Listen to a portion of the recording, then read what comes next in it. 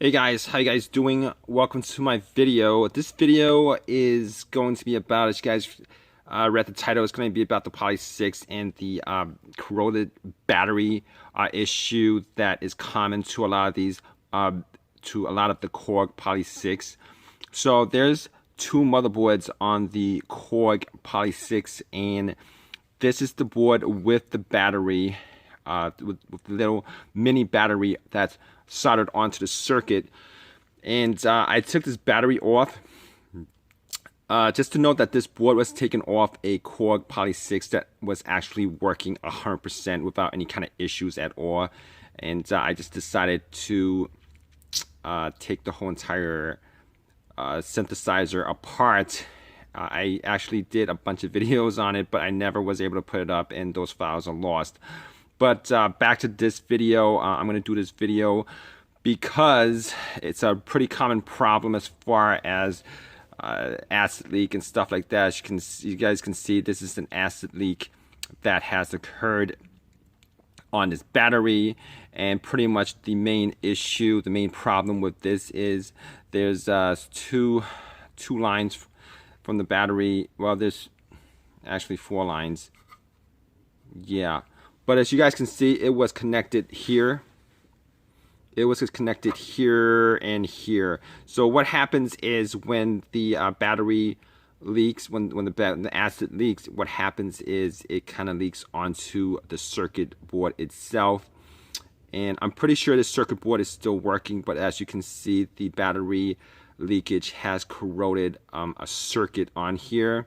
And if you guys, I'm not an electrician. I don't know too much as far as how much damage this is to the board. I might be able to find some way to reconnect it to the board. As you can see, this is a burnt out area, but this board was working. The synthesizer was working with the board being as it is. So I'm pretty sure if I soldered a brand new battery onto this board, I'd have no issues with it.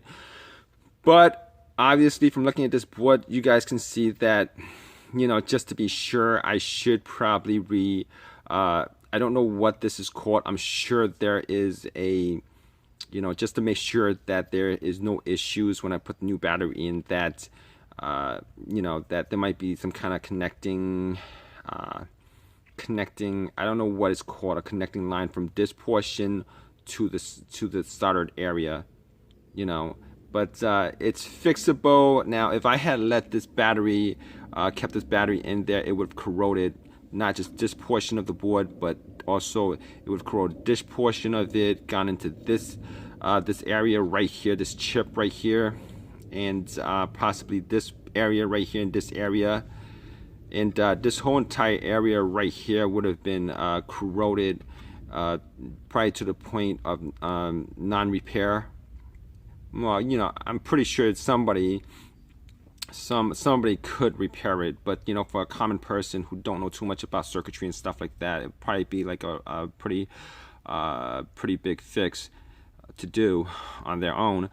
But as you guys can see, it's not, I don't think it's a big issue. You guys watching this, you know, let me know whether there is some kind of you know, connector that I could use to connect this portion of the board to the soldering point.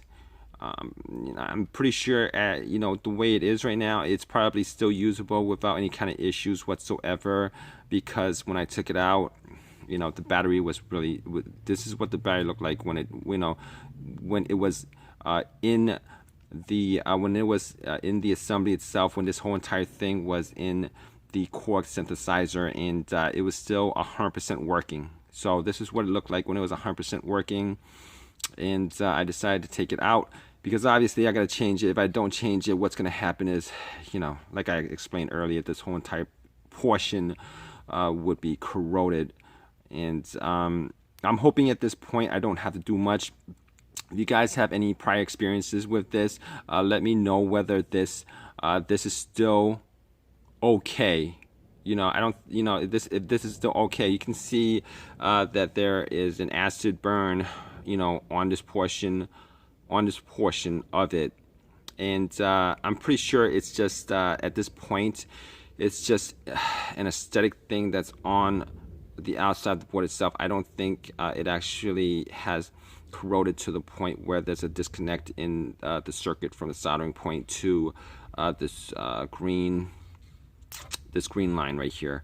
But really would like you guys to let me know if I need to do anything extra besides soldering the battery onto this board. I'm gonna solder a new battery onto this board, but really important that you know, I don't want to just solder it in and then afterwards find out that it doesn't work. You know, so if you guys know anything about this, let me know your experiences with this common issue, and I think I should be okay.